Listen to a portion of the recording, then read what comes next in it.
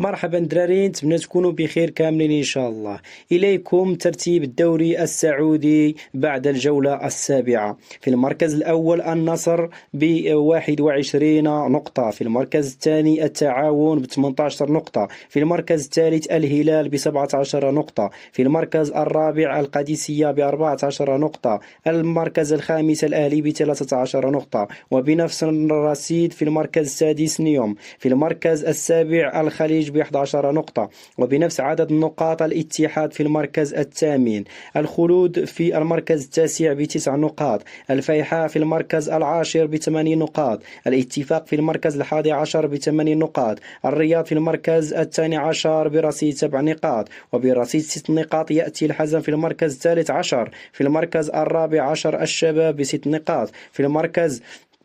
الخامس عشر الفتح برصيد 5 نقاط، في المركز السادس عشر الأخدود ب4 نقاط، في المركز السابع عشر ضمك ب3 نقاط، وفي المركز الثامن عشر والأخير النجمة ب0 نقطة. أما بخصوص ترتيب الهدافين، ففي المركز الأول جواو فيليكس لاعب النصر ب9 أهداف، في المركز الثاني جوشوا كينغ ب9 أهداف، في المركز الثالث كريستيانو رونالدو ب8 أهداف، في المركز الرابع جوليان